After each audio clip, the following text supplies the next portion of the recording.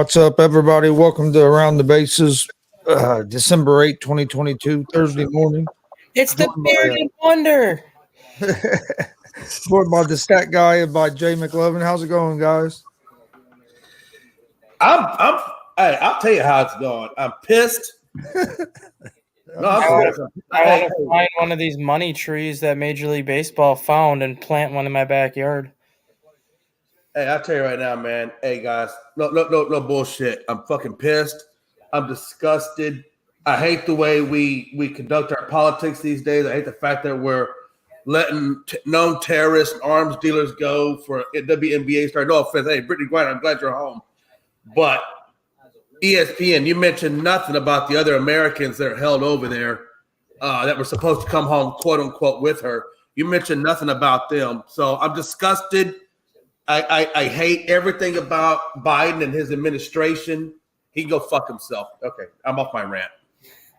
Well, it's 9 a.m. Jay's already fired up. I mean, I don't get how we do our business. I'm glad that she's free, but the way that she was freed, I don't particularly care for. Oh no, I understand what you're saying. How you doing, stat guy? Good, very good. Not as fired up as Jay. Hey, nobody gets fired up like Jay, man. It was a rough night last night. Old Mel had 102-degree fever, so I had to be in servant mode. Oh, she had that little bell, man. She couldn't shake that thing fast enough. Here comes Jay. Yeah. Theraflu, what you want, girl? But no, hey, what a time to be alive. Hey, we talk about money tree and baseball. Hey, these cats were handing out money like it was going out of style, man. I've never seen so much money get exchanged. And Astros, what are we doing? You have yet to sign a catcher. We've seen 2 catchers go off the board. Vasquez is being talked to. What are we doing, man? Yeah, we got Maldonado, but damn, we need a backup catcher in case he gets injured. What are we going to do? You think Corey Lee's going to get it done? Come on now. Come on. What are we doing? And then we got to get another outfielder. Now, they're talking about bringing back Brantley. That's fine, but he's also injury prone. Why have we not made a move on being tended? Why are we not getting these deals to Jim Crane? Maybe you got to go find Click. Bring his ass back. Get these damn deals done. We got 2 positions that we got to fill. Outfield, well, specifically left field. And then we got to fill damn catcher. Come on, man. Damn. Do you guys think that Aaron Judge made the right decision staying with the Yankees?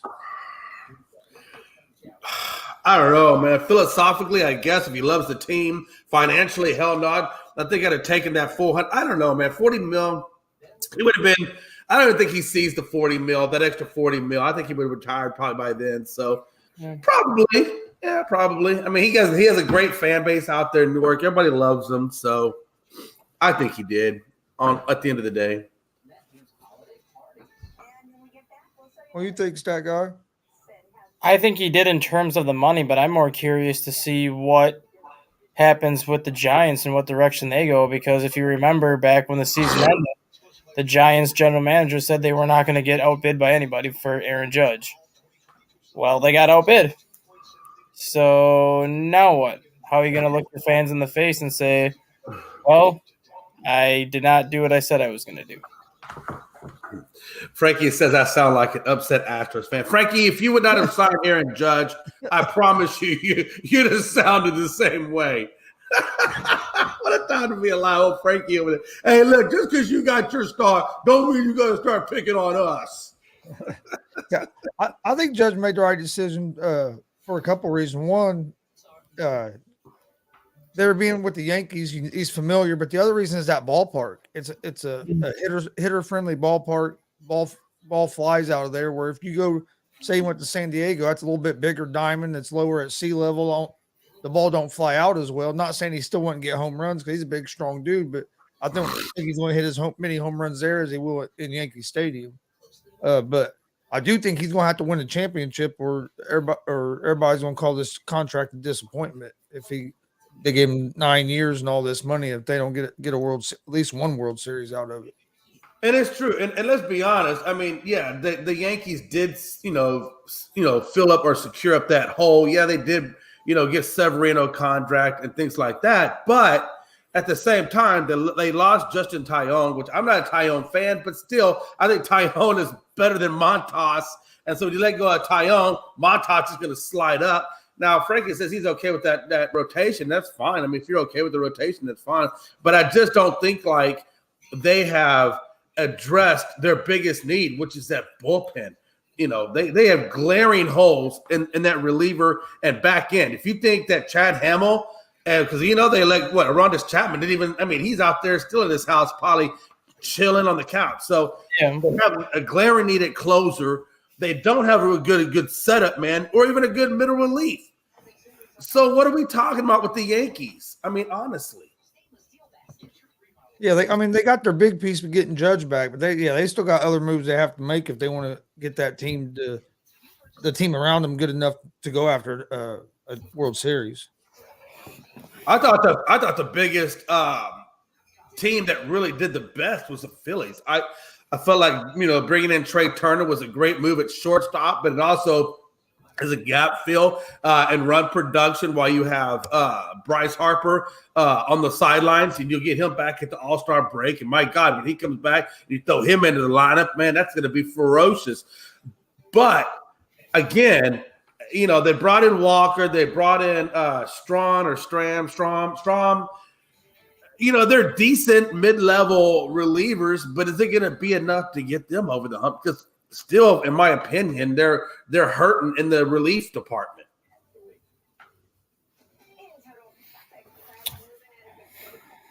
Yeah, I agree with you. They still got to do something with the pitching. I do like the Trey Turner move. Yeah, I think they overpaid for Taijuan Walker though. Yeah, I think so too as well. 4 years, $72 million for a guy that's known to have an injury history.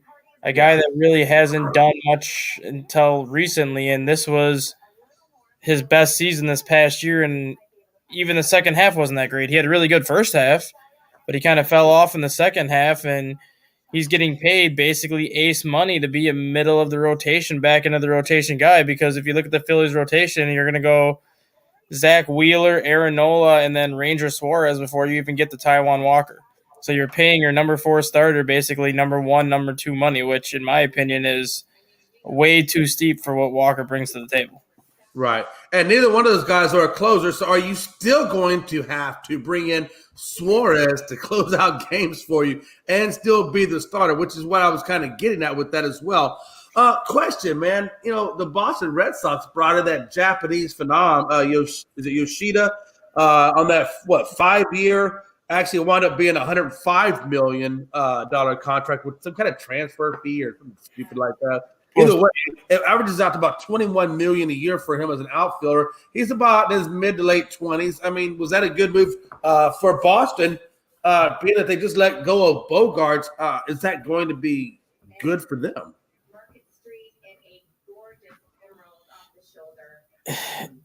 If this is not your typical Japanese outfielder that comes stateside. Like you had your Shohei and you had your Seiya Suzuki, who were known for home runs. They were known for just kind of their power numbers. Right. This guy is a high average hitter. He's like a 330 hitter. He had 88 walks and 40 strikeouts this past year, so he takes a lot of walks.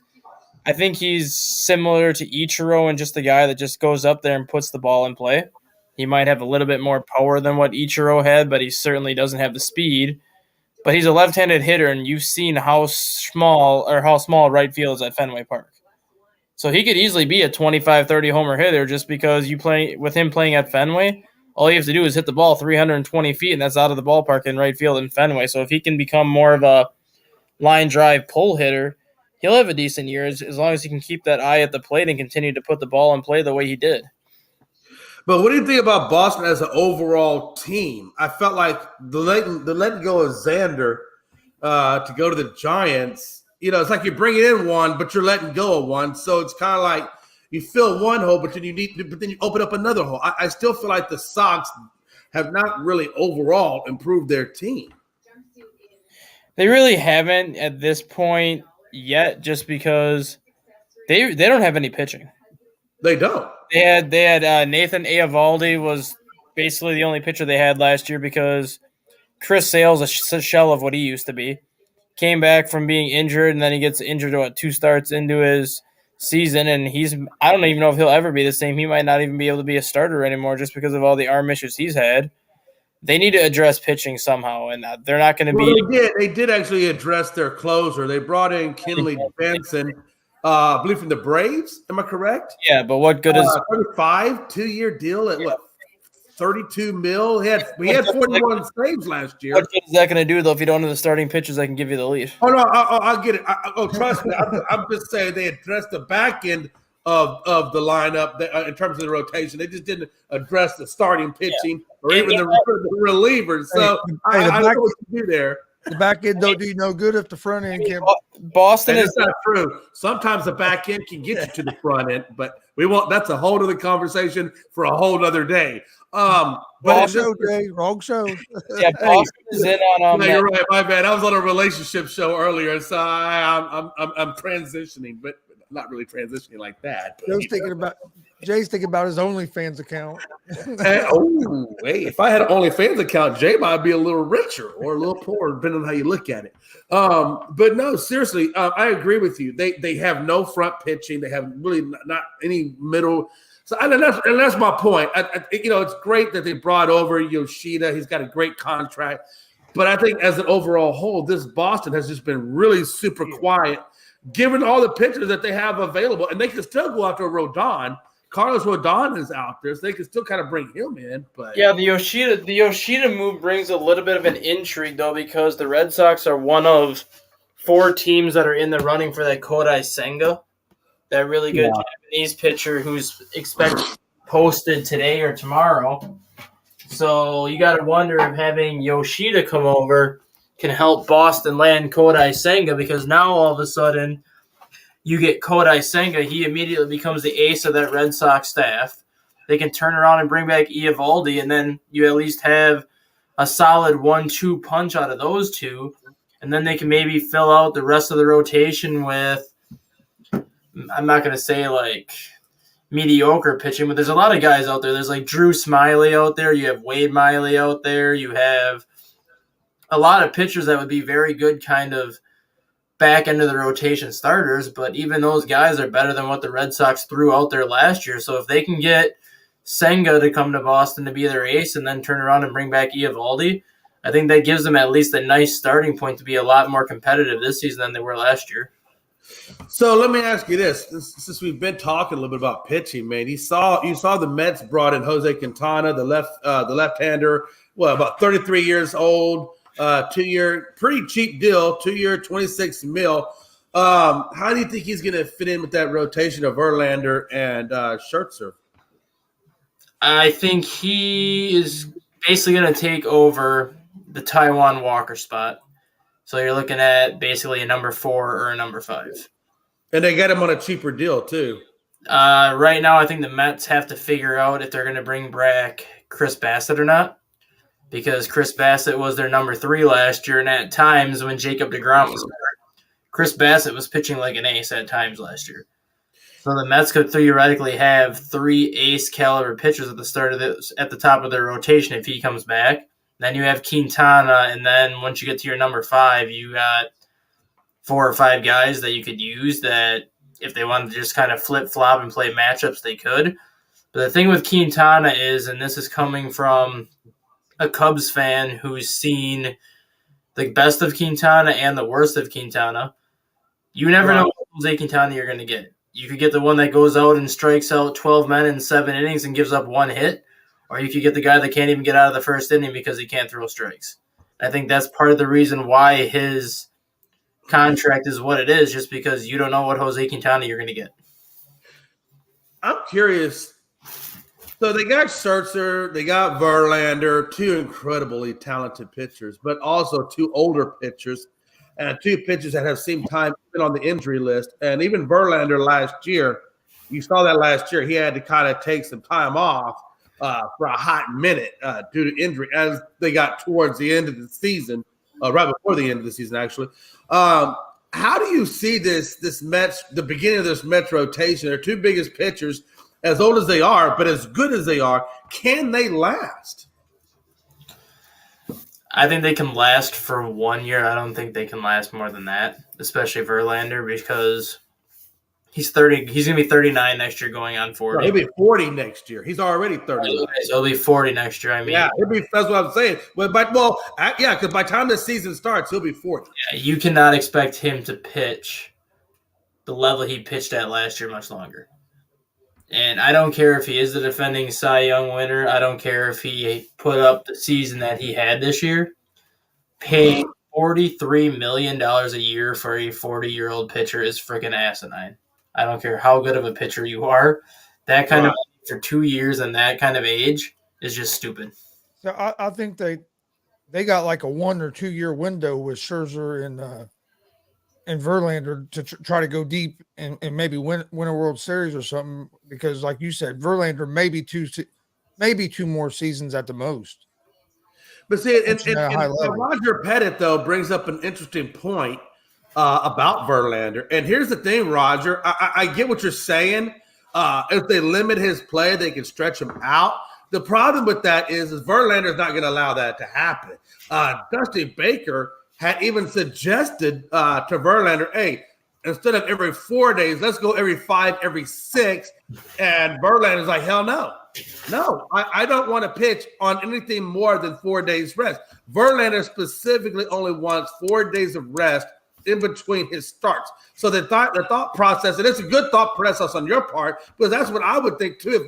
If I limit the number of times he pitches, then I can have him more available or fresher in the postseason. The problem with this, Verlander doesn't want to. And specifically, if you look at Verlander, it's true. When they had those breaks, right? If you look at the Astros World Season run this year, if you look at the times in between when one series would end and the next series would start, there was a long gap in between. And who started off those series? Verlander. And how well did Verlander pitch? Not bad, but not Verlander quality either. It gave up 6 runs in one of those games. Exactly. And that's my point. But when you look at Verlander in the mix, in a season where he's pitching every 4 days, what was he doing? Cy Young. Yeah. That's why you guys do you think 6 days of rest and think you're going to get that same Verlander? That's not how it works for him. Do you think signing Verlander instead of re-signing DeGrom was a good move? I don't. I think they should. Again, actually, I think they should have stayed with DeGrom. He's cheaper and he's still a damn good ass pitcher. Well, here's the question. Honestly, though, you know who I think lost in that? And I think if you have to, DeGrom doesn't realize it now, but DeGrom really hurt himself. He's not going to get a World Series championship ring with the Rangers. He's too damn old, and they're too far away. So that was all about, honestly, for DeGrom. I guess it was about money. The only thing I can think of why he would go to the Rangers is if the Mets weren't going to give him enough money.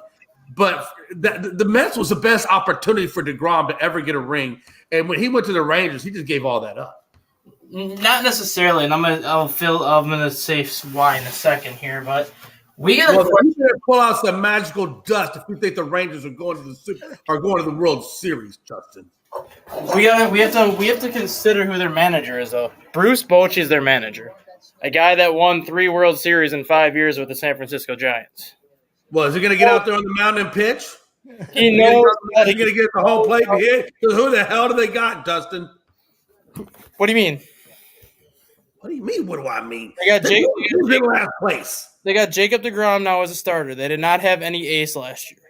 Jacob deGrom is immediately taking over that ace spot. They have Jack Leiter, who they drafted, who's probably going to be up at some point this year, most likely being the number 2 starter next year. They're in the running yet for Carlos Rodon. You add him to that rotation. You put him at the top of that rotation with deGrom. They have Martin Perez still in that rotation, and then they have John Gray, who is not a bad number 5.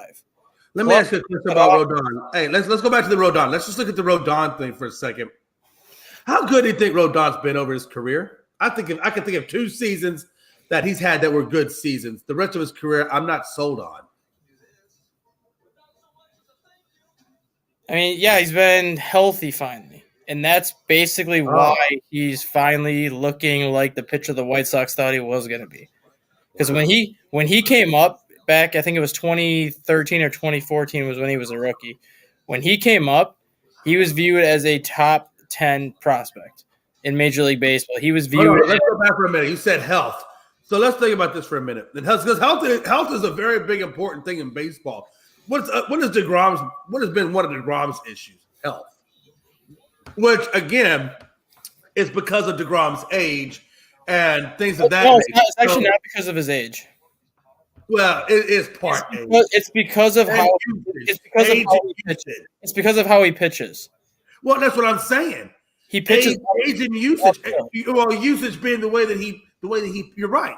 That's what I'm. Well, either way, regardless of whatever it is, DeGrom, stays on the injury report. Yeah. So does Rodon. My point is, we're basing these teams off of guys who are on injury reports. I don't like that. That doesn't give me a good, warm, fuzzy feeling when I'm trying to get back to the World Series and I'm scared every time they go to the damn mound. I'm sorry. That does not make me feel good, especially when I'm giving $37 million a year to a guy who may or may not be able to make it to the damn mound. That does not give me a warm fuzzy. Gonzo, does it give you a warm fuzzy? The thing with DeGrom, though, too, is Gonzo hasn't had a good, warm, fuzzy feeling since Pete Rose left the Reds, okay? We have to wonder if the Mets even wanted Jacob DeGrom back. Because why else would they not try to at least give him something similar to that? Because there was reports coming out at the end of the year that the Mets were not happy with Jacob DeGrom for some things. They didn't really get into detail about what those things were, but a lot of reports out of New York said there was things going on in the clubhouse that the Mets were not happy with DeGrom about. So you have to wonder if the Mets even wanted him back, because if he really wanted to stay in New York, I'm pretty sure if the Mets would have given him a competitive offer, he would have stayed. Even if it was less money than what Texas gave him, as long as it was reasonable. Let's just say 5 at 75 or 5 at 175 as opposed to the 5 at 185 that he got in Texas. He probably stays in New York if they give him something competitive. So we got to even wonder if New York even wanted him back. I don't think they did because to me it's almost. I mean, you got rid of DeGrom and picked up Verlander, so to me it was like they didn't want DeGrom for. And look at the difference in money too. Verlander's getting $46 or $43 million a year. DeGrom's getting $37 million a year. The Mets. So obviously the Mets were willing to give a pitcher more than $40 million. So obviously, because they clearly did it. That's what I'm saying. So if they really wanted Jacob DeGrom back, I'm pretty sure they would have given him 40. And let's be honest, though, but what is Scherzer getting, and what did DeGrom get before he left? Because correct me if I'm wrong, DeGrom was in the $40 million a year before he left to go to the Rangers, wasn't he? Did he just go off of 25 million? I think he was at like 28 or 29. Was he? Well, what was Scherzer at? Scherzer was at 38. Are you sure? Because I'm pretty sure one of them was at 45. And I bet I can research and get that. Scherzer might be at 40. He may have been. Yeah, Max Scherzer's at 41. So he was the highest. That's wrong. I knew one of them, because I knew specifically I saw, because I was even saying that Verlander was going to base his contract off of the DeGrom and Scherzer contract, which I had in my mind and I'd seen. One of them was in the 40 mil. Yeah, Scherzer's at 41. So he was the highest paid pitcher annually up until DeGrom got his contract this year. Let me ask you this, man. Can we switch over to the Padres for a sec? I was getting ready to ask about the Padres as well. I don't know about you. I don't know how you guys feel about it, but honestly, I think for the Padres' sake, I'm glad they did not get Judge. I felt like the money that they were about to give him was only going to basically handcuff where they could go in the future signings. And I think that them not getting that opens them up. If they need to do other things, they can do other things. I mean, how do you guys – because they are getting Tatis back this year. So they're going to – now, I felt like – and I don't know how you guys felt like, but I felt like they should have re-signed Bell. They let Bell go over to the Guardians. What are you guys looking at the Padres now? Because I feel like when I look at the Padres, if you say, hey, were the Padres a winner and loser in this thing? I don't think they won, and I don't think they lost. I think they won and lost. I think they won because they didn't handicap themselves financially with Judge, but I felt like they lost because they haven't really truly upgraded with anything else. Yeah, well, they did actually upgrade. Bogart. It's Xander Bogaerts. Okay, that's true. They did bring – you're right. I apologize. I'm going to say right in my notes. Bogart. Right now is a hot take. That Xander Bogaerts contract is going to go down as the worst contract in Major League Baseball history. I know he got what 200 and something mil. I didn't catch the number of years though. 280 million for 11 years, and the guy's going to be 31 years old this year. He's going to be 42 years old when that contract ends. So was that really a good upgrade for them at the price point? No, because you already have Fernando Tatis making $300 million, a shortstop. You already have Manny Machado making $190 million, a third baseman. I thought Tatis was a shortstop, but I wasn't 100% on that until you just said that right now. So why would they bring another shortstop when you already have a shortstop? They want to move that much money. Tatis to center field, which it is what it is. But you already have two players on your roster making $30 million a year. Now you're bringing in another guy making $27.5 million a year, and he's older than both of these guys. You're going to be paying this guy until he's 42 years old. So did the Padres necessarily improve themselves enough to compete with the Mets or Phillies to get to the World Series? So let's be honest. If you look at what the Dodgers right now, the Dodgers are getting wholesaled right now. People are leaving Dodgers as fast as they can get in. So the way I look at the Dodgers now is the Dodgers are almost not even a thought or a concern in my book anymore. Now I'm looking at Mets, I'm looking at Phillies, and possibly the Padres. I mean, are y'all looking at the three teams in the NL, or is there another team in there that we can be adding or subtracting? Don't you think it would have made more sense for the Padres to give that amount of money to Judge than Bogarts? Yeah. If you were going to go all in on a player, why not give Judge the money, get Judge there? I think that would have been a better fit for the Padres than what Bogarts is.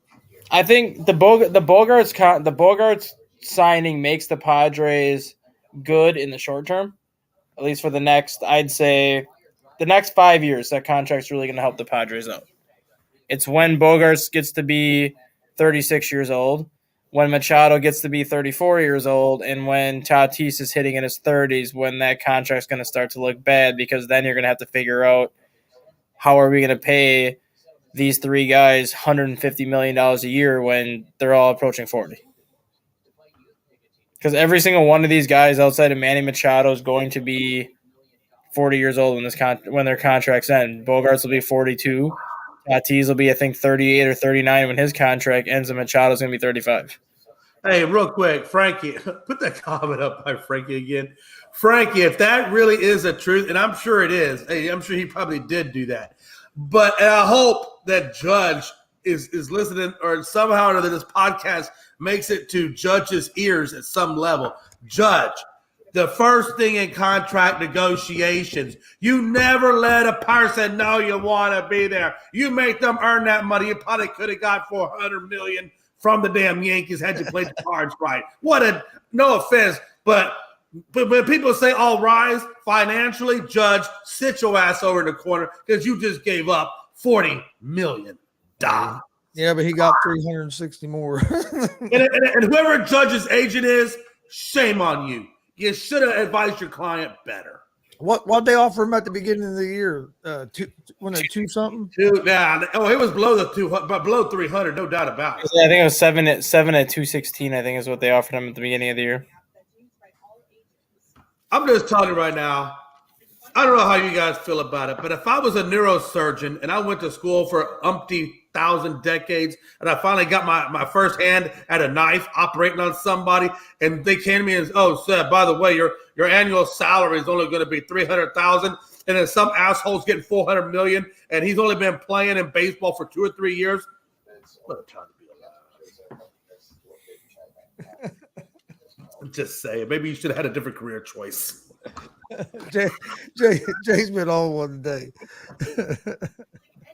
But it's true. It just cracks me up, man. I mean, when we talk about – because some people were asking – I saw earlier a comment on Facebook, and I maybe it was Jonathan Mathis that put up a Facebook comment that said, do you think we pay these athletes too much money? And some people were saying no, it's market value. And I agree with it. Market speaks. Entertainment world pays everything, right? But let me ask you a damn question, Gonzo. If you're lying on the street and you need somebody to save your fucking life, who do you want? You want Aaron Judge, or you want that son of a bitch that went to medical school? Who's more important to you? I'm just saying. I'm just gonna put that out there. $400 million for a man that can't even put on a Band-Aid. I'm just saying, it is what it is. But no, I tell you, man, hey, there's a lot of good signs. There's still a lot of good players out there. Matter of fact, correct me if I'm wrong, Stan. Here's the way I look at it, Jay. There's a lot of people that's overpaid, and when there's any athlete making that much money, and we have veterans sleeping under bridges. Oh, you know how I feel about that. There's a problem. You know what? Here's the thing. Here's the thing. I probably would have a different take on an athlete getting hundreds of millions if that same athlete was going down, like you said, to some of these homeless shelters, some of these VA places, and visiting with veterans who've lost limbs, things like that. If they were giving back to those, types of organizations and really putting an effort into that, you know what? Hey, okay, man, damn. But I think it's a society, and it's not just athletes. It's everybody.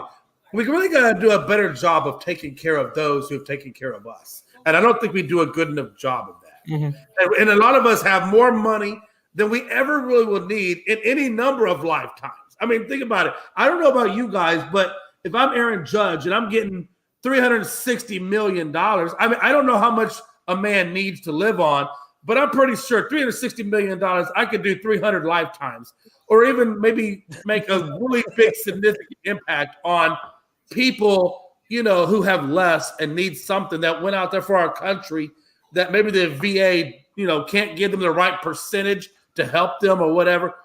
Give back, man. Give back. That's all I'm saying. Give back. Fuck. Give back. Yeah, no. Hey, am I mad because our guys are making the moves? Not really, because I'm going to trust the process. I mean, we do have, I don't know, go back 2015 of several competitive years. I'm used to the Reds not making no moves during this time. So I don't. Hey, speaking of the Reds, I'm surprised that the Reds haven't made a move. Are you? On anything? I don't know. Do they have to spend? What'd you say? I said, what money do they have to spend? They have one of the lowest payrolls in baseball. They really can't. Yeah, they never make moves around this time of year, Harley J. Yeah. But, I really thought, and I thought about, and I told Frankie last night. The only move they make, and this is what I've heard rumors of, is there been a lot of trade talks about a lot of our prospects. So I'm hoping they don't trade them all away again. But, yeah, if we can make any free agency moves, it's toward the end and we get lower level guys. Now, I have heard the Reds are trying to get Johnny Cueto back. But do they really need Johnny Cueto? I mean, is that really going to – I think at this time, I think what the Reds really got to do, and I've said this to you before. I mean, look what the Astros did. Okay, I'm just using them as an example, but they got rid of everybody. And they basically were the Cincinnati Reds. Matter of fact, they were probably worse than the Cincinnati Reds because if you remember, there was a time when the Astros were three seasons straight of 100, game losses. Yep. But I think if you guys could basically somehow duplicate that process in picks and then grow up your farm system, and then bring up your farm system. But again, like you said earlier, I think in a previous show, Gonzo, where you were saying like we are doing that, but every time we do that, they get rid of them. So maybe upper level management needs to stop getting rid of these sons of bitches and start keeping them and grow. Well, that's the problem. It's like we get prospects and they start doing something and then we get rid of them. Yeah. I think at some point you have to actually, That's why I want new ownership. Yeah. Roger, are the Reds still in the MLB? Oh, that's wrong. That's messed up. I mean, true. It's true. But it's messed up. Well, okay, and think about it like this. Look at the Marlins. If you go over there and look, you said, you're lucky I'm not in here. I felt nobody was putting Jay in his right place. No, Frankie, go sit in the corner. Go sit in the corner, Frankie. Go sit in the corner. We'll talk about this later. Me and you will have a private discussion. Hold on. Stat guy, are you surprised the Cubs haven't been more active? Yes and no. I mean, they went after Cody Bellinger, which I'm actually very excited to see how that turns out just because it's a 1-year prove-it deal, basically, where if he continues to struggle, they're really not on the hook for anything beyond this year. They took a shot on him. It didn't work out, so be it. But if he gets anywhere close to his MVP form from 2019, the Cubs got a steal in Cody Bellinger, and then they have an opportunity to extend him beyond this year if they want to, because he's still only 27 years old. He still could play a role on this team in some capacity. Adding Jameson Taillon, I'm not surprised either, because they did say they were going to be in the market for one, if not two, starting pitchers. I was a little surprised to see Taillon get 4 years. I thought he might only get 3. But when you look at the deal that Taijuan Walker got, the deal that Taillon gets with Chicago was actually a bargain. And Taillon had a better year than what Taijuan Walker had. He was 14-5. So, I mean, I can't be a little bit upset with that. I think the biggest thing right now is Cubs have made it perfectly clear that they wanted a shortstop. Well, we knew they weren't going to give anybody 11 years and $300 million like Trey Turner. And I don't think they would have given Bogarts what he got in San Diego. I think the Cubs would have been comfortable giving Bogarts 6 years, maybe 7 years, not the 11 that he's getting. You keep hearing talks about Carlos Correa, and you keep hearing talks about Dansby Swanson going to the Cubs. With Aaron Judge now out of the picture for the Giants, I expect Carlos Correa to land in San Francisco, because that's going to be the big prize free agent that they go after now that they can't get Judge. And I think that ends up making Dansby Swanson basically kind of, I'm not going to say a last resort, but it kind of ends up falling in the Cubs' lap, because he'd be the cheapest of the 4 shortstops. He'd be the one they can get for 6 or 7 years instead of these long 10-year deals that everybody else is looking for. And he's a guy that you could move to second base if needed, just because they have Nico Horner also in the middle of that infield, so you could kind of play with that middle of the infield a little bit. Yeah. And let me ask you again. The Marlins have probably one of the youngest, pretty good rotations out there, but yet the Marlins did nothing to build a team around them in any kind of signing, and that's why I'm putting them in my loser category during this after the winter meetings trade or free agent signing period. I got them as losers because I felt like, how do you have a good young rotation, but you're not giving them anything in return in order to build around them? What do you think about that? How do you feel about the Marlins not doing anything? Because it's the Marlins. I mean, look what happened the last 2 times they won the World Series. They blew up the entire roster the year after they won the World Series, because they knew they weren't going to be able to afford any of those pieces beyond that year. That's how the Marlins have been. They make the playoffs once, and then they go down the crapper for the next 10 years because they know they can't afford anybody. Which is really weird for a team that's in Miami, one of the biggest markets in the U.S., and they can't afford it? Because that's crazy to me. It's not a baseball town. Same thing with Tampa Bay. Tampa Bay at least has a good franchise because they're consistently in the playoff hunt. But Tampa Bay and Miami are not baseball markets, which is surprising because they're in Florida. Granted, Tampa Bay Stadium doesn't do them any favors because Tropicana Field needs to just be blown up and torn down because that stadium is so horrible. But Marlins Ballpark in Miami is a very nice ballpark. You had Derek Jeter as the president of that team for, I think, 3 years, maybe 4 years before he stepped away last year. I don't know how Derek Jeter didn't really change that team around. If anything, he helped get some of those good pitchers into Miami, but he still wasn't able to turn that franchise around, and I don't know what will, just because for whatever reason the Miami Marlins are not an attractive franchise for these free agents.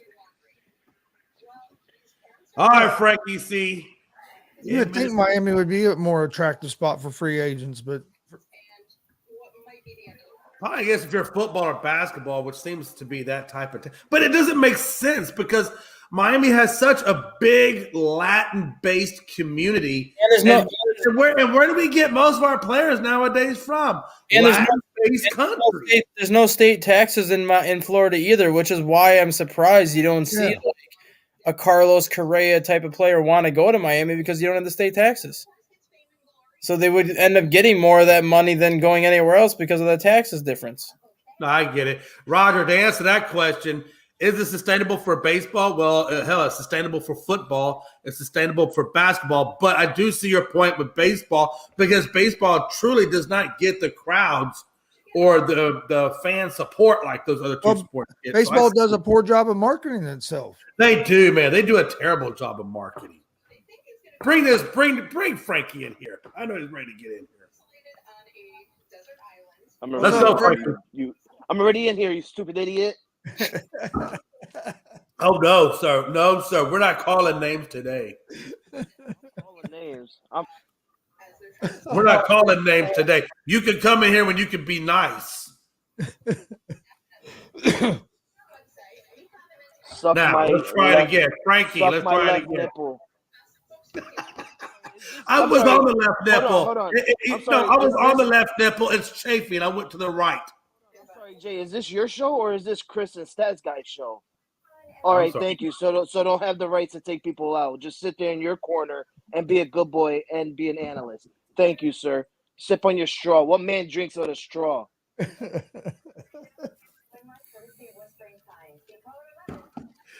Let's go, Frankie. How you guys- I know how you guys you were doing at the same today? thing. How's everybody doing today on this lovely Thursday morning? Good. You know, Not doing bad. You Had to know get up how I- early, but That's great. That's great. Jay, how I know you you're feeling? doing good, aren't you? Frankie? I'm doing wonderful. I'm doing really wonderful. It's nothing I can complain about, but I just want to ask Jay how's he feeling. I mean, we still haven't heard any updates on the Astro players getting picked up. Yeah, or anything like that. and you know, and I think I told you last night how I felt about that. I'm upset, right? I'm upset because I feel like the Astros aren't moving quick enough to get the pieces we need. I don't think it takes a lot to figure out. Benintendi is a good fit for left field. And why have we why have we gone after this guy? Why are we dragging our feet to bring him over? That's number one. Number two, I feel like at first I really was pissed off that we didn't really make a harder move on Contreras. But then the more I dived into Contreras, I realized he does have a strong arm. He's a halfway decent bat, but he's not a good enough game caller. I think what we have in Vasquez in terms of game calling, because he was part of two different no-hitters. One was against you guys, and the other was in the World Series against the Phillies. So I feel like bring back Vasquez. Why are we not, already got this guy in a contract, cemented, ready to go? If you're a part of two no-hitters, I think you give him $100 million, because I think Vasquez, or correct me if I'm wrong, Contreras got $86 million. Yeah. And the year, or he got 87.5 on a 5-year deal. I think you give Vasquez a 4-year, $90 million deal, and let's just get this done. Because honestly, you're nothing without your catcher. I don't give a damn what anybody says. Well, the thing with Hold on. If you don't have a good game manager out there calling the game for your pitcher and keeping him straight, that really is one of the biggest damn positions in baseball. So give Vasquez 5-year, $90 million. And Stat Guy, I'm gonna come to you, Stat Guy, because I see you shaking your head. But again, Maldonado's not gonna last forever. I'm okay with giving Vasquez because Vasquez got us where we had to be. But Stat Guy, what's your thought process? I see you shaking your head on that one. I'm okay with giving Vasquez a 5-year deal, but not $90 million. Well, what would you be giving him? About 60. Because if you look at what he's projected to get, he's projected to land a contract somewhere between $10 and $12 million a year. But do you think? But you think Contreras is better than Vasquez? When you look at offense, yes, because the three best pitchers are Contreras, JT Realmuto, and Sean Murphy. Okay, and where are the Phillies again? Phillies are in the National League, and they were in the World Series last year. And did they win? They did not win. Okay, what are you talking about? Because last time I checked, Vasquez didn't even give up a damn run to the Phillies. Oh, I get it. But last Jay, time I checked, the Astros got plenty of fucking offense. What we don't have is good game management. And game management can limit the runs so the offense doesn't have to score as many. Well, that's the thing. When you look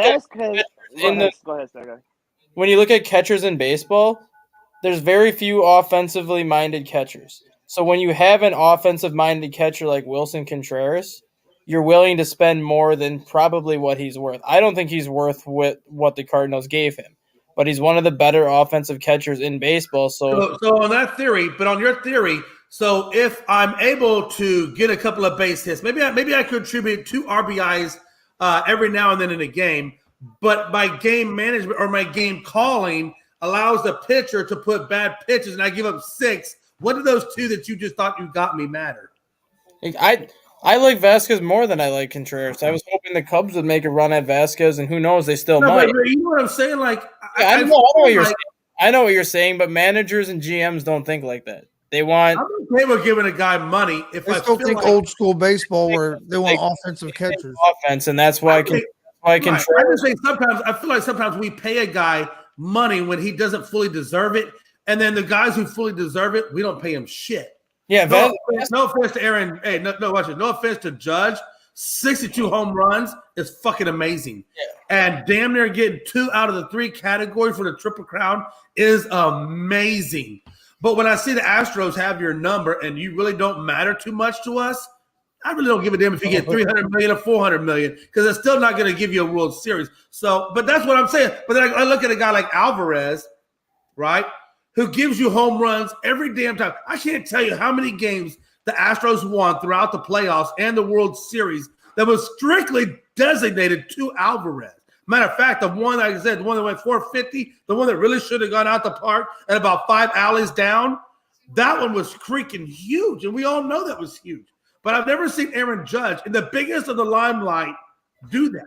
I'm sorry, I haven't seen him do that. He did that twice against you guys. That's why I feel like Alvarez, when it does come time to give him a contract, it's going to come a time when the Astros got to give Alvarez a contract. That's a guy I don't mind giving $300 million to. I'm sorry. Hold on, Jay. Twice in this season. And I know I was going to spark Frankie on that. Yeah, because you make no sense. Twice in the season. I make no sense. I just gave you reasons. Oh, my fucking God. Here we go. No. Don't use the F word Jesus and God in the same sentence. But okay. Let's do that all I want. What Frankie has to say. God. I mean, hey, look, that's between you and the Lord. You're going to have to answer to that one. But that's okay. Go ahead.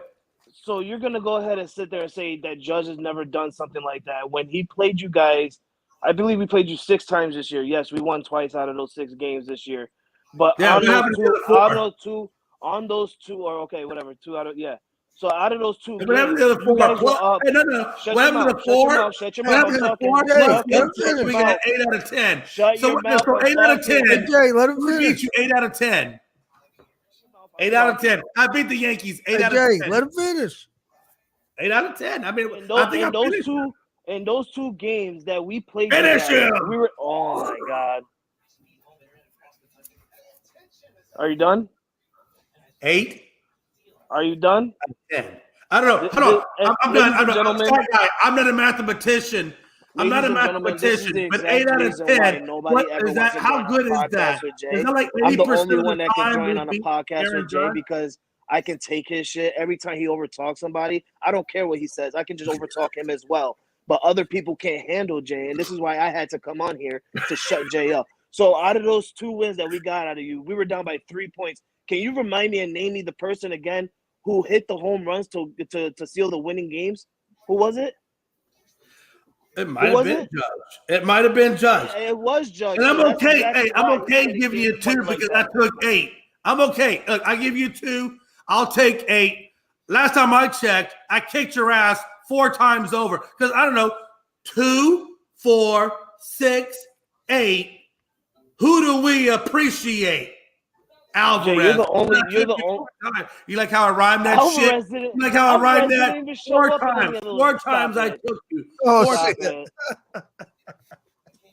Wait, oh, no, hell no. You know what? Put his ass in timeout. No, hell no. No. Oh, I'm not starring your ass. I don't know why. Oh, I feel it. Hey, hold on. Hey, how do I block Damien? You know what? I'm tired of this bullshit. No, look, I'm not a mathematician. I suck at math. I just know when I beat you 4 times over, nobody cares about those 2 times I gave you. Sometimes I give out some charity. I'm not saying anything about that. What I'm saying is you're talking real low on Judge. I'm saying he don't deserve that because of he hasn't been able to beat the Astros and win a championship.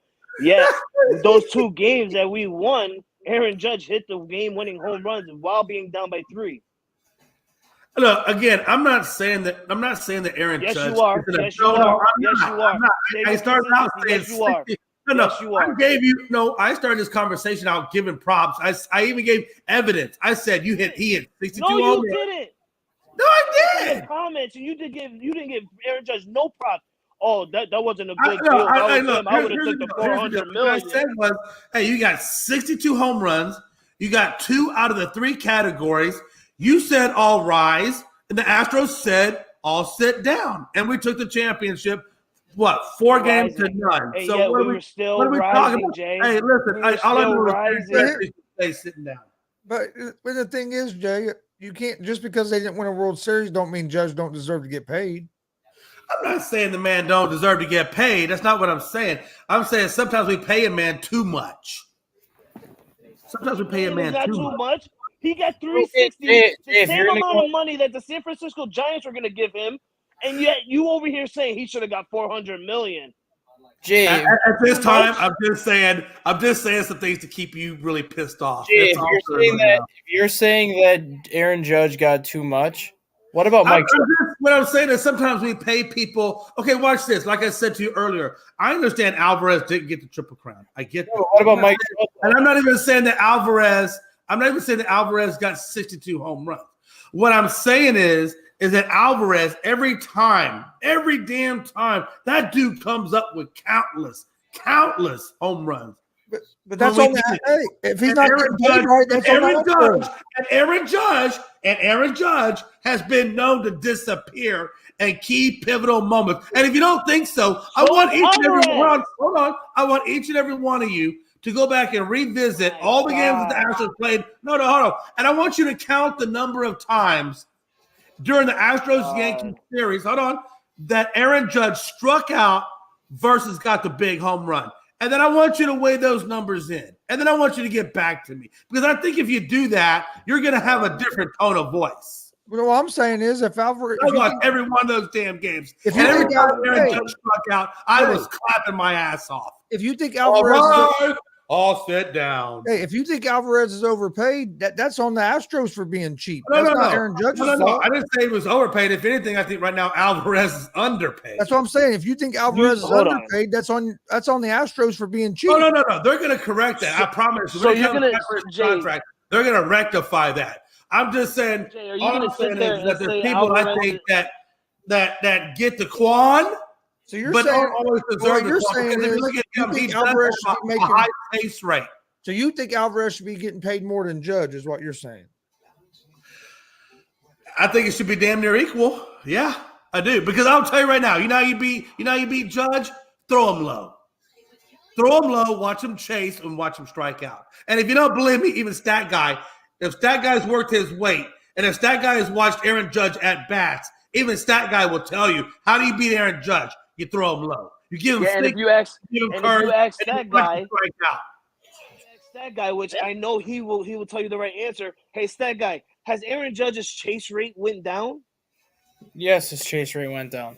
His His chase rate went down from 31.4% to 26.7%. His walk rate went from 15% up to 18%. Well, fucking do. Fucking do. So Jay, you're gonna sit there. Hold on, Jay. You're gonna sit there and say Alvarez hits countless numbers of home runs and he doesn't disappear. Do not sit there and say he does not disappear. He hit a home run on the Seattle Mariners, and where was he when he had to play the Yankees? He didn't hit a home run against the Yankees. Did he? Did he have to hit okay. So by Frankie logic, I gotta hit a home run to matter. No. By Frankie's logic, I got to hit a home run to matter. So Frankie doesn't look at contact. He only looks at home runs. Oh, you're so one-dimensional. You're one-dimensional. You're what's wrong with baseball. Everything that's baseball good for, you're wrong. Network knows you're one-dimensional. Everyone in the world knows you're dimensional. They see your goddamn freaking post on Facebook. Everyone knows you're dimensional. All right? So don't sit there and say Judge disappears and Alvarez is a countless home run hitter when that motherfucker, excuse my language, it disappears also. Just like Jose Altuve. Every other word. How do I excuse every other word? If I listen to your comments, I got to excuse every other word. You went from Jose Altuve fan to Yordan Alvarez fan, now to a Jeremy Pena fan. Those two people that you were following before disappear. You sent him the link. I just want you to know, Gonzo, you sent him the link. Hey, look, I told you if you bring Frankie in here. Let me tell you something. The funny thing about it is Frankie knows I love him and Frankie loves me. I'm actually the uncle to his children who are very beautiful kids. But you brought him in here, so you knew that we were going to go at it. Jay, hey, can I Yankees and Astros and think that things are going to be okay. I'm just saying. Can I ask you this question then? You're saying that You're saying that kind of Aaron Judge shouldn't be paid what he's paying because he disappears in some moments or whatever. Do you think Mike Trout is overpaid then because he hasn't made the playoffs?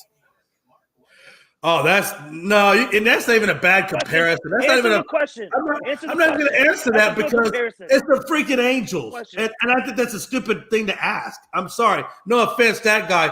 I love you, and you know I love you, and I've said you are the whopper computer when it comes to stats.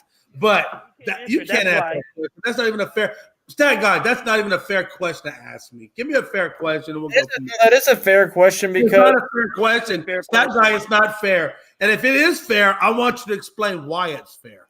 Because Mike Trout was the highest paid baseball player until Aaron Judge got this contract. But again, why is it fair? I'm going to tell you why it's not fair. You're not giving me parameters. You're going to make an open statement like that, but you're not giving me parameters. I'm going to give you parameters of why what you just said to me is not fair. Time out now. I gave you the opportunity, and you fucked the booth. Done yet? You're asking him. So you're asking him to give you something. He's going to give it to you. Okay, hold on. You got to go to timeout because you're being a bad boy. You're being a bad boy right now. You got to go to timeout. I'm going to tell you why your parameters aren't fair. Your parameters aren't fair because you're giving me a team that doesn't have the components built around Trout to go somewhere. They do. One man, no. If this was tennis and if it was boxing, one man could do it, no doubt about it. But this is a collective team sport still. So when I look at the Yankees and I look at what the Yankees have formulated, and we all know the Yankees have a good squad. Frankie, the Yankees got a great squad. No doubt about it. You guys got a damn good squad. You got Garrett Cole. You got a pitcher that you do need reliever help. But by majority, the Yankees have a squad. So Aaron Judge, whether he produces or doesn't produce, can still go somewhere. Whether Trout comes on there and produces or doesn't produce, it means everything as to even if they win one game or two games. So it's not a fair comparison to even say that to me or to say what Judge is going through or what he's getting paid should be the same as what Trout is or what he's getting paid. That's not a fair comparison. And the fact that you put me in that position, shame on you. Look at the Angels roster. Look at the Angels roster. They have Shohei, and perennial MVP candidate every single year with Mike Trout. They have Anthony Rendon, who was an MVP. Oh, hold on a minute.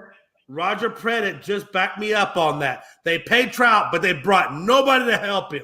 Really? That's going to further cement my argument. Thank you. Shohei Ohtani is help. Anthony Rendon is help. Hunter Renfroe is help. Max Stassi is help. They brought in more pitching in that organization. It's not Mike Trout's fault that all these people have gotten hurt. Mike Trout has also been hurt. He has missed more games the last 3 years than he has played. If I'm not mistaken, he had a career injury this year, and yet still can't play. Yeah, if he would not have gotten hurt this year, Mike Trout and Aaron Judge would have been going at it for the home run crown. Nobody gives a damn about a home run. Why do we say that shit? Why do we even care about a fucking home run? We don't care about it now. Yeah, he be sucking. No. Frankie, put it in perspective. Honestly, okay, watch this. Chris, if the Reds had a chance at a World Series or home run crown, what are you taking?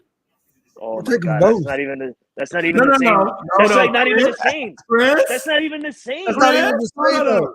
Chris? That's not. You said the question earlier wasn't fair. That's not a fair question. It is a fair question. What I'm saying is, the reason why I'm saying it is they put so much weight on a crown of home runs. I don't care about a crown of home runs. I care about, can you get me to the World Series? And can you win me a World Series? But we put so much weight on stuff that has no fucking matter. So you're saying because Judge hits home runs, he can't take a team to the World Series. I'm saying that look, okay, that's fine. That's a fair question. Last time I checked, his ability to go for the home run versus contact cost him the Triple Crown. What's more important, a Triple Crown or a home run record? Let me think about that for a minute. A Triple Crown means I'm getting RBIs, home runs. Whoa. Your logic. And a home run record. Triple Crown don't mean nothing if you don't win a World Series. Have to sacrifice. What did my team have to sacrifice a number of on-base percentage points because I was going for the home run rather than my average. Because your average, you know why that Aaron Judge did it? You got to put weight on some stupid. But wait a minute, you can't sit here and say the home run crown don't matter, and then try to say the triple crown matters over a world. Triple crown absolutely matters. RBIs. Jay, do you know why? No, wait a minute. You're saying that the home runs don't matter unless you win a World Series. I get what you're saying. Crown can't matter unless you win a World Series. Time out now. Because here's the deal. You don't like it. You don't like it when people overtalk him. He was going. Don't get confused. Home run record and triple crown.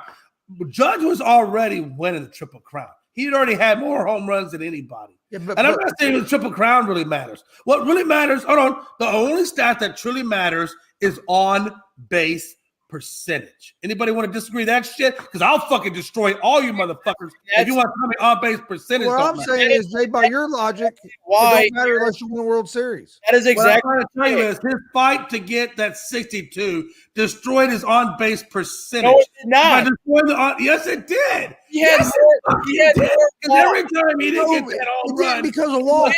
Jay, he had more walks. That guy say what he's gonna say. Final 3 weeks of the season because people weren't pitching to him.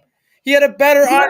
Therefore, if I take the walk, I get on base percentage rather than striking the fuck out. So what are we talking about? That's some stupid ass shit.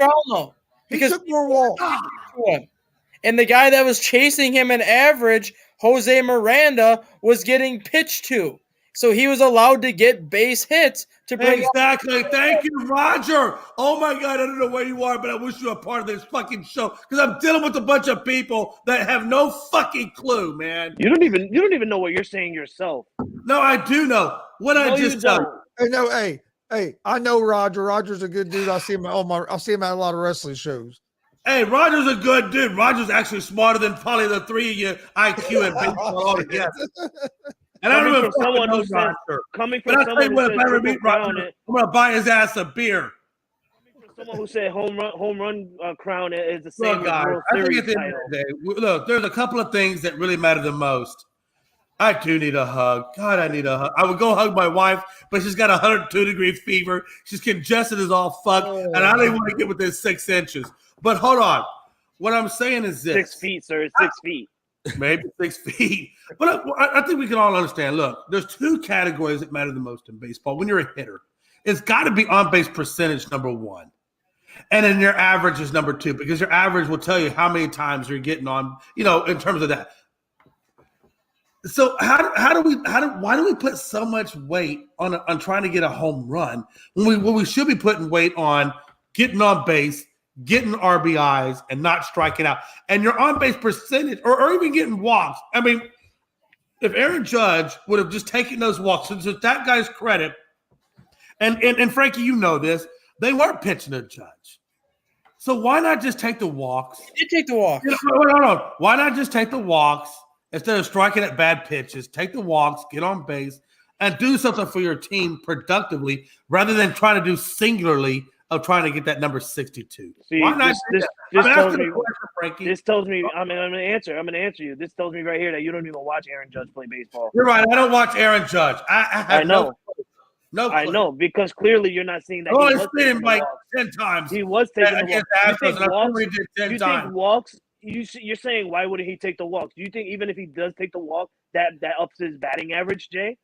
We're not worried about average. Right now, we're just worried about getting on base. Oh, now we're not worried about average. On base percentage. What did I say the first thing was? What did I say the first? What did I say the first thing was? Did I say average or did I say on base percentage? But Jay, nowadays baseball's become what do they look for? It's either a home run or a strikeout. It's not about base hits. I understand that, man. I know what they look for. The game is I'm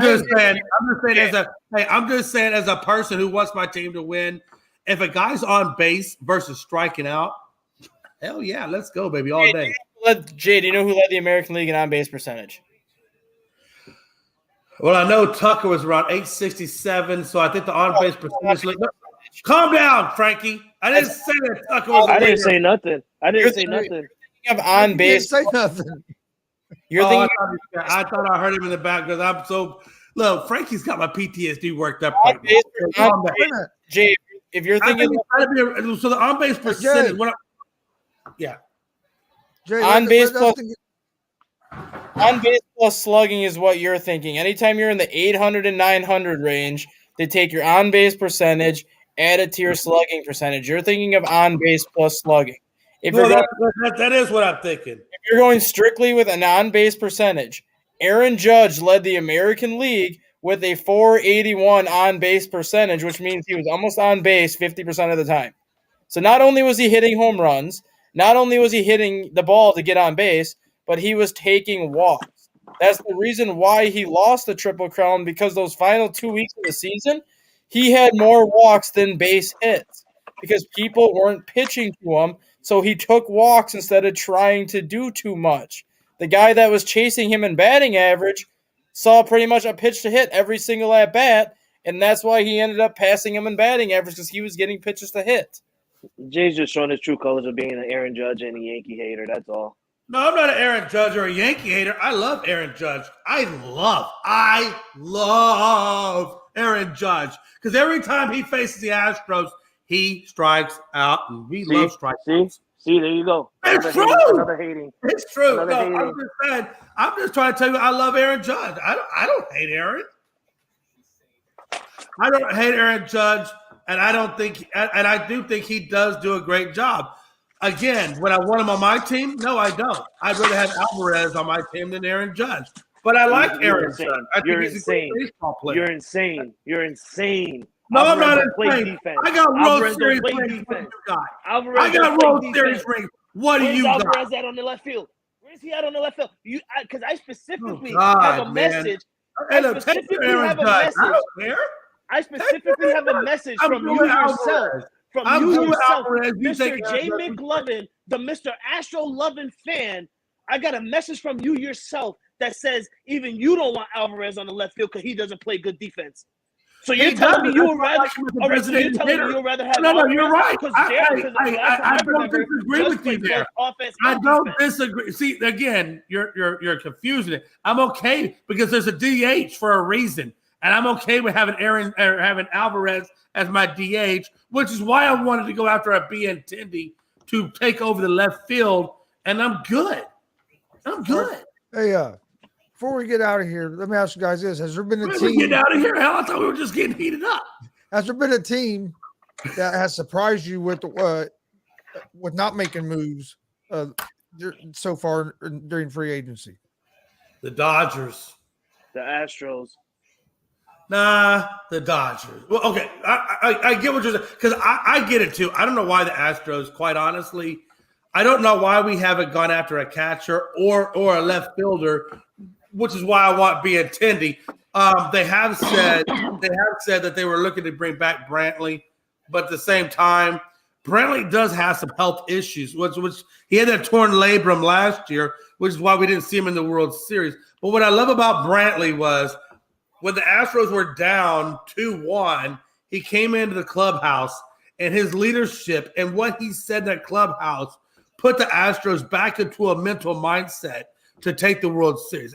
And sometimes those kinds of guys, that's what you want on your team. That's what you need on your team, is guys that can rally up your other guys and put them back in perspective. Even though he couldn't contribute on the field, a guy like Brantley would come into the clubhouse and get the other guys motivated and re-energized. And that's why I want to keep Brantley around for that specific reason. But because he does have health issues, I don't understand why the Astros have not gone after a Benintendi to take over left and then gone after and re-signed Vasquez to back up Maldonado. I mean, those are really the only two guys we need. Benintendi, Vasquez, and Astros can call it a day and relax. And we're good. And I don't know why they haven't done that. To Frankie's point, I know we've had that conversation. I don't know. But again, I think the Dodgers, the lack of pursuit by the Dodgers, I mean, I just don't understand it. You watch guys leave your team, but you're not bringing anybody in. I don't understand what the Dodgers thinking process is. Yeah, that confused me as well. You see Trey Turner leaving your team to go to the Phillies, and then you have a chance to sign Carlos Correa, but then decide you don't want to sign him for a stupid excuse. I heard it was because of fan-related problems.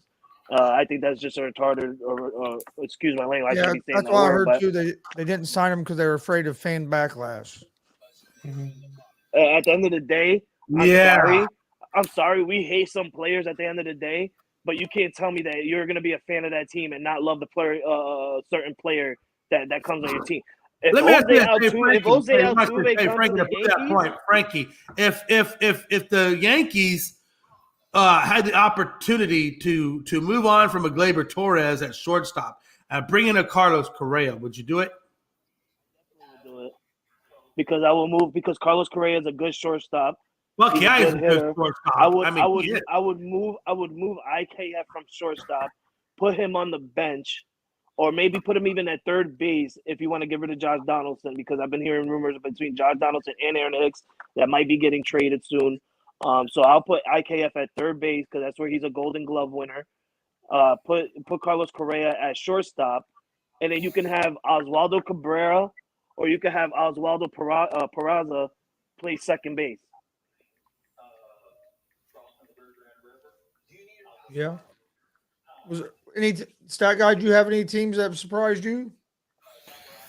I'm honestly surprised the Milwaukee Brewers haven't done anything, mainly because their GM admitted it was a mistake to trade Josh Hader last year.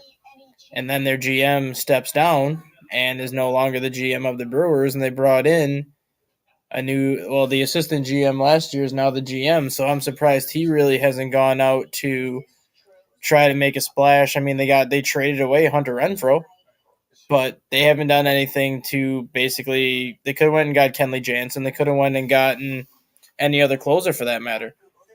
But they haven't done anything, and you have to wonder if they're kind of getting in that sell mode also, because now you're hearing all the trade talks between Corbin Burns and Brandon Woodruff and how Atlanta's been actively involved with Corbin Burns, actively trying to get Corbin Burns on the trade talk, and I believe the Yankees are close to getting Brandon Woodruff also. Well, before we get that, I want to get Carlos Rodon. Let's put that out there first. Before we get anyone, let's get Carlos Rodon first. What about the Blue Jays? Are you surprised Toronto hasn't been making more moves? No. Sure they have. They've been looking at Joey Gallo. That's a perfect move for them. I'm not surprised Toronto hasn't done anything, because look at how they finished the season last year. After they made that manager change in the middle of the season, look at how they finished their season. They made most of their moves last year. And I think they're kind of in a position now where they don't really have any – I mean, every team has holes, but they don't have any real holes to fill because everybody in their rotation is going to be back. Everybody in that lineup minus Teoscar Hernandez is going to be back because they traded away Teoscar, but the bullpen might need one or two arms, but those are people that you can get pretty much any time during the offseason.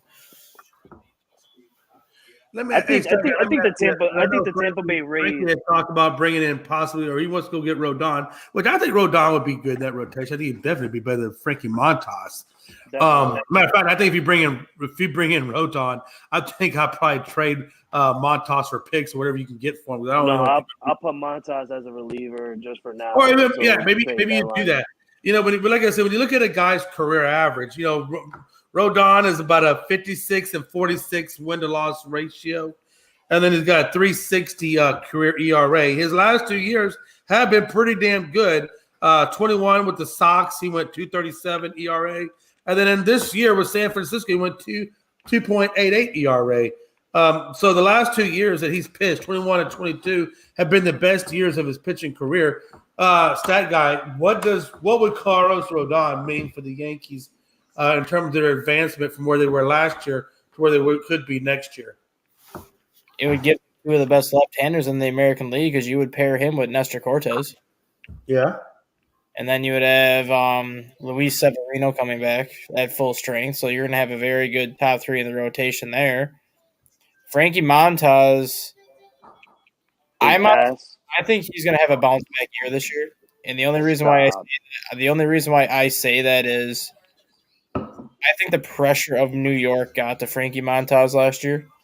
Because he went from an organization where he had no pressure to an organization where they expected him to come in and deliver basically the first time he took the baseball. And I think now that he kind of got that out of his system and has that offseason to reset, I think I think he could be on a comeback season next year because the guy's got nasty stuff. He's got one of the best splitters in the game. He's got one of the best sliders in the game. He throws 97, 98. If he can just clear his head and come back and just not worry about playing in New York, I think Frankie Montas is a huge wild card in that Yankees rotation next year. Yeah, Frankie. I mean, Dustin does make a good point. It's not like New York Yankees is the easiest team to just go from the A's to the Yankees and play in. I mean, you got to imagine that's a pretty damn tough place to play. So, yeah, on that point, I might give Frankie Montas another season just to see if he can settle down and do what he can do. Look at Sean Manaea, too. When Sean Manaea left Oakland to go to San Diego, the same situation. He went from Oakland where Oakland wasn't going anywhere, and he could just go out there and throw, and he got thrown into a situation where San Diego's expected to compete, and Sean Manaea did terrible. And then if you go from no expectations to expectations, it can take you a little time to adjust. I think that's why Chris Bassett had the type of year that he had in New York last year with the Mets, because no one expected the Mets to be as good as they were last year. So when Bassett went to New York, it was kind of the same situation. You're going from a team that had no expectations, and you're joining a team that really came into the season as a team that was predicted to take third or fourth place in the NL East. And he ends up having a good year because he didn't let those expectations of having a good season get to him, and he actually pitched best out of all those Oakland pitchers, and he was the worst out of all those Oakland pitchers when he was in Oakland. Yeah. Damien asks, is anyone surprised nobody has made a trade offer for Ohtani? No, because it would literally cost your entire farm system and your entire roster if you want to pull that off. Not just that. If you were to pay attention to baseball, you'll know that the Angels already said that they're not trading Ohtani. Just saying. I mean, they did say that. Yeah, they did. They didn't hear trade offers, but no, the Angels themselves said they're not trading Ohtani. So yeah, they won't trade Ohtani, but even if they were, it would literally cost your entire farm system and probably half your roster. Yeah, nobody's dumb enough to do that. I'm sorry. Ohtani's a good player, really good player, pitcher and batter, but you'll be dumb enough to trade away your whole farm and your entire roster for Ohtani. Yeah, they're not trading him this year. They've already come out and said that. So next year he'll be a free agent, and where he goes after that, well, let the bidding war begin. I think the Yankees are going to be after him, obviously. I don't think. Obviously. You don't think the Yankees will be after Ohtani? I think he goes back to Japan. You think Ohtani will go back to Japan? Mm-hmm. I don't see that happening, but you got to explain why. Because his main reason to come stateside was to prove that he could do it. Well, obviously, he proved that he could do it. He is so beloved back in Japan that I think he can get anything he wants if he goes back in Japan. Anything. Every Japanese player that comes to the States and play baseball is loved in their state of Japan. I'm just saying. Outside of let me ask you this: has anybody here ever been to a Japanese baseball game? No, Jay, we're not you. We're not like you. I'm telling you right now. No, hey, serious. No, I'm not saying that to say that. I'm just saying that to say this. And I'm surprised you've been to Japan. That's awesome. The World Baseball Classic twice, dude. Yeah.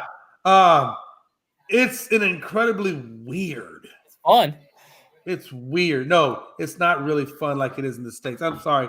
If anybody wants to know what the difference between Japanese baseball and American baseball is, American baseball is a shit. The crowd is a shit. The way we do the game is a shit. When you go to Japan, they give you two little clappers. And when somebody does something good, you just clap. And then you just sit back down. There's no asshole screaming at nobody. There's no true Americanisms in it. It's because it's Japan. Why? You sit down. Hey, watch this. Watch it. No. Shh. It's like going to a Japanese baseball game. It's like going to the library. Everything is cool, and then all of a sudden you make a little noise, and then the librarian comes out, and says, shh, and then you go back to being quiet, and you just sit there until the next big play comes up, and then you.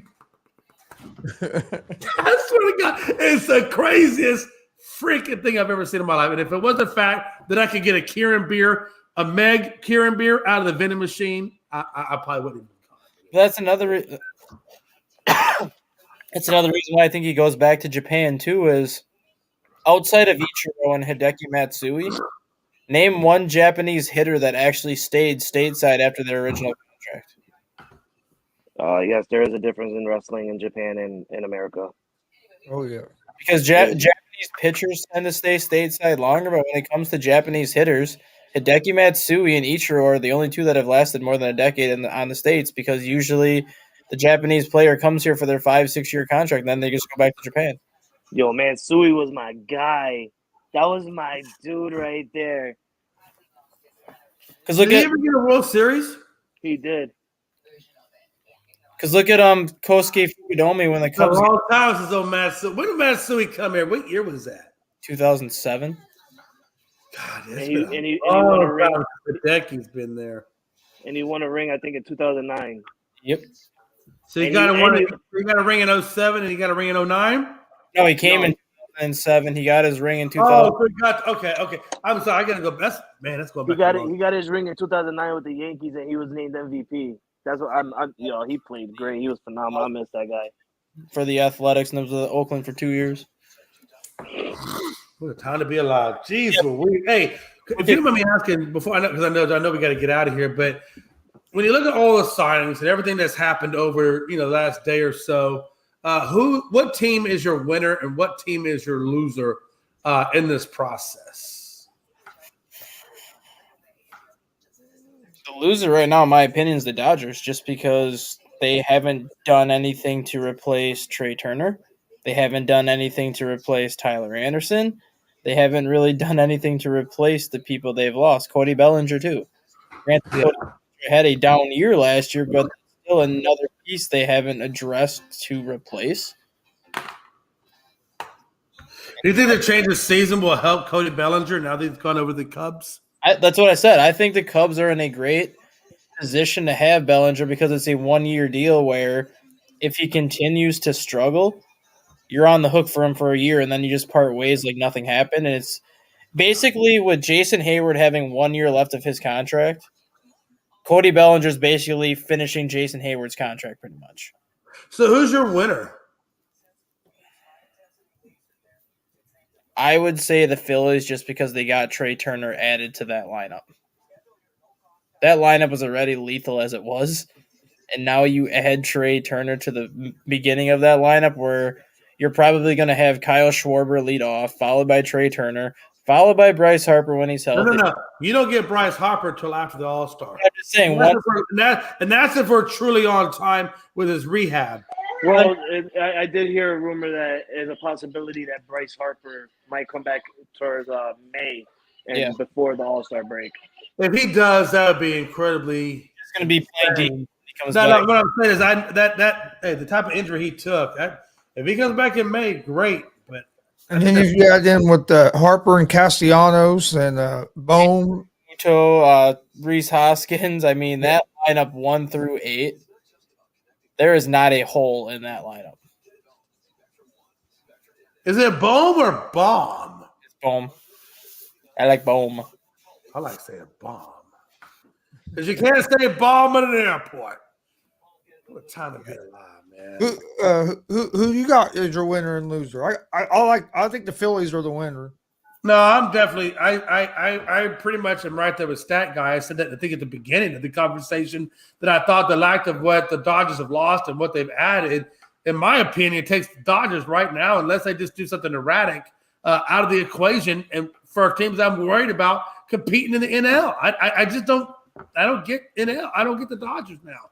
So because of that, I had the Dodgers as a loser, and the Phillies added Trey Turner, and it's great. I would have liked to see the Phillies add a little bit more quality depth at the reliever position, and that's the only thing that kind of worries me is I don't know the quality of the relievers are quite there to compete against other teams. So that might be their Achilles heel still. But because they added Trey Turner to kind of make that a little bit more offense, I had them as the winner. And the fact that they did address the reliever is a good thing. Is it enough? I don't know. I guess we'll have to wait until the season starts to find out if Walker and Strahm are going to be the answers. Because God knows Alvarado sure as hell wasn't. I'm just saying. We'll see what happens. Frankie. Yeah, I got like 2 and 2. Honestly, I got 2 losers and 2 winners. I mean, and I don't want to knock anybody's team down, but for the losers, for me, is going to be the big one. Honestly, is going to be the Dodgers. We all agree on that. And Jay, yeah, you know it. The second one is going to be the Astros. It has to be because, I mean, yes, you guys are defending champions, but you guys haven't made a move yet. I understand there's still more time, but you guys, how much time do you guys have left to try and get somebody good? I mean, you still got Sean Green, that's a free agent that you guys can probably go after. You did agree yourself that you guys need a better catcher or at least another catcher and some outfielders, especially in the left field. So, You as need to. defending champions, you guys need to, get, start signing people. I think For we brought in Abreu, though. That was a big move on the Astros part. Abreu, that was a good signing, huge. but that one person is just not going to help out. You need more. Oh, that's true. Will it help out? Probably not. But again, if you want to put the fact that we haven't made enough moves as us being a loser, I'm okay with that because I felt like, I felt like we got to shore up that catching position because I don't know if Maldonado, he's a little older in the tooth. I don't know. They need somebody to back him up in case he goes down with injury, and I just haven't seen it happen. So, yeah, to that degree, I understand where you're coming from. Go ahead. And for my winners, I'm gonna have to go. It's gonna be weird because it's NL East teams. The Phillies for one, for adding Trey Turner, and number 2, it's got to be the New York Mets. Nobody's been really looking at what the Mets done. The Mets have been signing really great pitchers. They got Justin Verlander. They got Jose Catana. They've been adding people left and right. To fill in some pitching depth for them. So I feel like the Mets can be second place winners behind the Phillies. But let me ask you this, Frankie. Now, I have admitted where my team has faltered and why we are what I would consider to be losers in this process. And I think you heard me say that. So I'm being unbiased about my team, even though we're World Series champs. I think you need to be a little bit unbiased about the Yankees and realize that you guys probably are considered losers as well. The fact that you have not addressed your closer or your middle relief or your setup. Would you agree? Why are you still worried? Well? Why are you fully worried? Okay, I mean you don't have to agree with it. You can fight and argue it all you want. I'm not biased about my team. You know that I'll always throw out what we need in our team. You know that. We did it yesterday on our show. We did it yesterday on our show. Yeah. Where I was telling you what my team is. The fact that you're being defensive rather than say, you know what, Jay? Hey, you're right, man. Hey, maybe we are. I'm being defensive. I'm being defensive because the first thing. But it's all right. You're a typical New York fan. I get you. No, because the first thing you threw out was our closer. Why are you worrying about our closer? You're worrying about. I'm not worried about shit when it comes to New York. You guys are irrelevant. You're like, oh, you need to worry about your. Hey, Frankie, the Yankees are irrelevant. I'm not worried about you. We have Clay Holmes as our closer. You're worried about freaking Clay Holmes. Clay Holmes.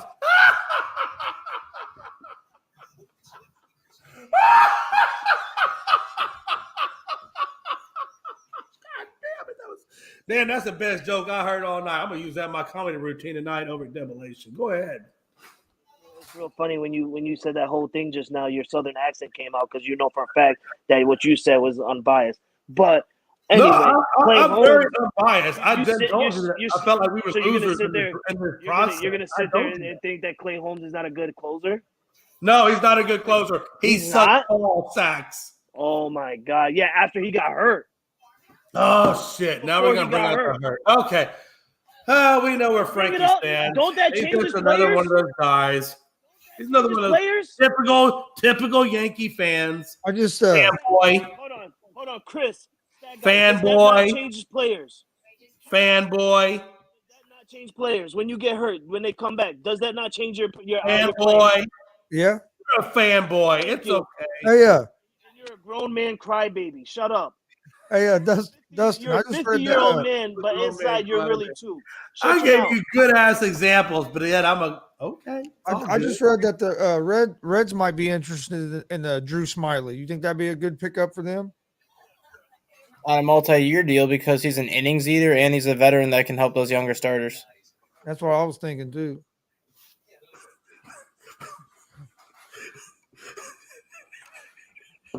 All right, let's get my blood pressure is always rising.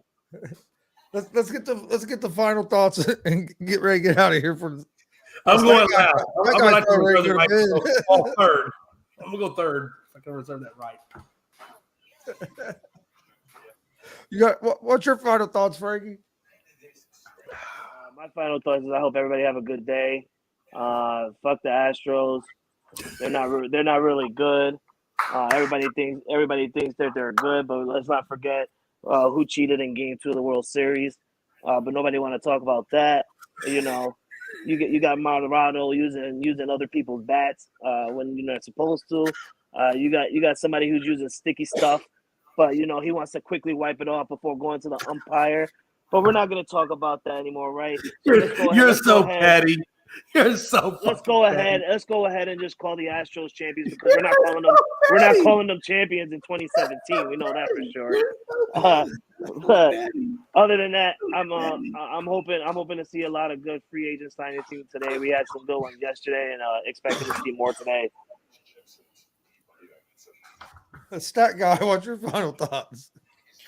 My final thoughts are after 3 years of having a very slow winter meeting process, they made up for it this year as $1.7 billion in revenue was made on player signings the last 4 days. Is Roger a Met fan? Jay, is Roger a Met fan? I believe so. Well, I mean, he said Mets over everybody, so I'm going to automatically assume that he's a Mets fan. Now I see why he says Astro over Yankees. You want to know why? Because when it comes to Yankees and Mets, he's my redheaded stepchild. Sit down in your seat, son. I'll come see you later, and that's never. Hold on, I got one thing. Hold on one second. Falcons are looking to bench Mariota. Get him off the screen. I know what he's bringing. Get him off the screen. Get him off the screen, Chris. I know what he's bringing. Hurry up, Chris. I know he was bringing.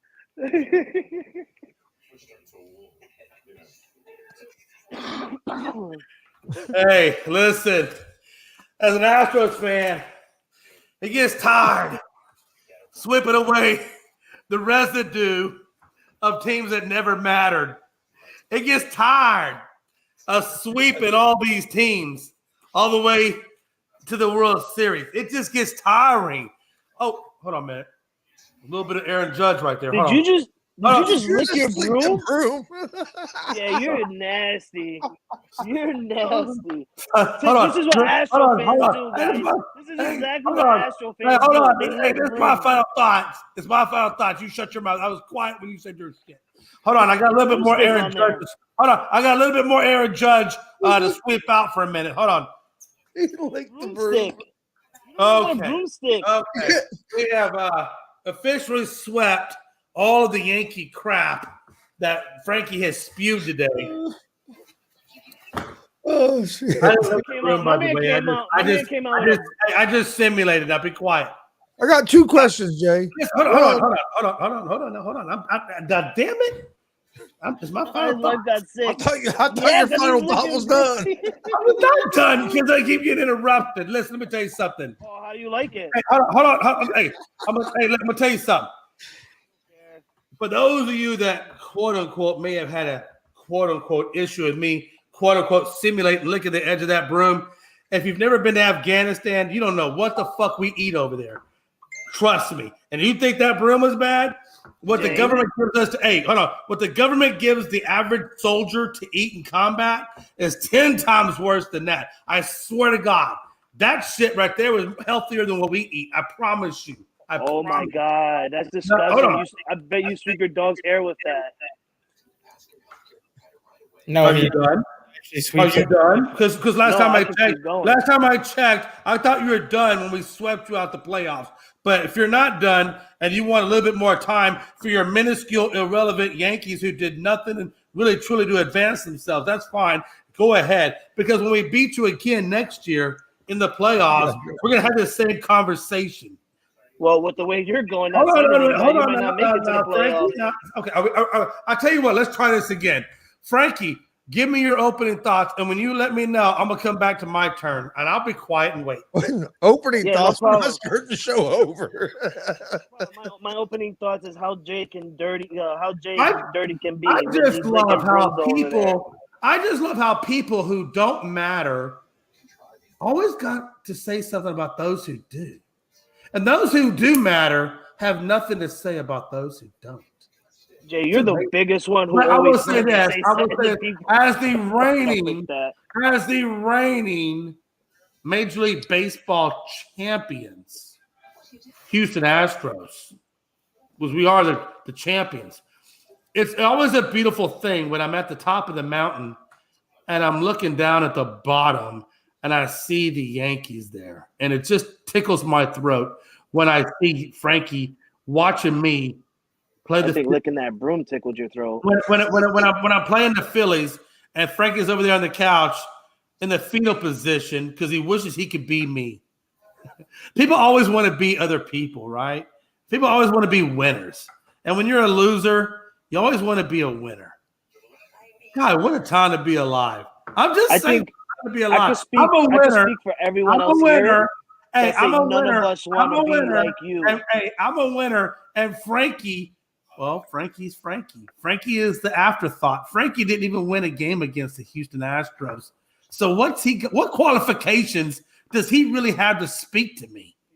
You see, there goes another mistake. We won 2 games out of the Astros. Shut your mouth. No. If you're going to be correct, then say, all right, not then be playoffs. Correct. Then be correct and say. Hey, in the ALCS, did the Yankees win the ALCS? I apologize.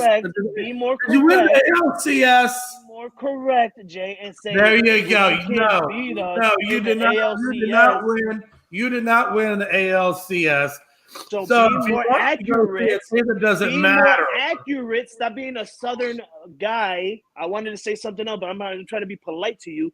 Stop being a Southern guy. Be more accurate and say when you didn't beat us in the ALCS. Don't say when you didn't beat the Houston Astros because we beat you twice this year. Just say accurately. Hang on to those regular season games. Hey, watch this. Hang on to those regular season games. God, how we love regular season. No, for real. We love all done with baseball. Done with baseball. Hey, but I will say this: America, wake up! America, wake up!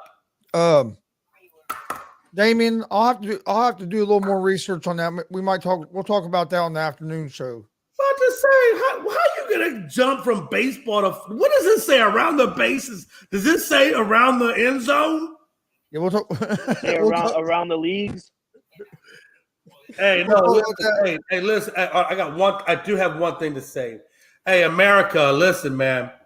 You just let go of the merchant of death. You just let go of the merchant of death. He's out there roaming now, and he's supporting Al Qaeda and Taliban. Be prepared for future things that possibly could come out of this. I'm just saying, God. I hope everybody that does international security for America, whether it be at the airport or our flight controllers or even overseas. Hey, man, listen, y'all make sure you're keeping an eye out because you are the protector of our borders. And I pray that as we go forward as a nation, man, that our protector of our borders will continuously do the amazing job that you've been doing. I salute you. All right. My final thought is, shut the hell up, Chris. You don't care about your final thoughts? For the afternoon show at 1 p.m. Eastern time, and then tonight, 6 p.m. Eastern, we'll be live streaming high school wrestling as we have Muncie Central High School against Cowan.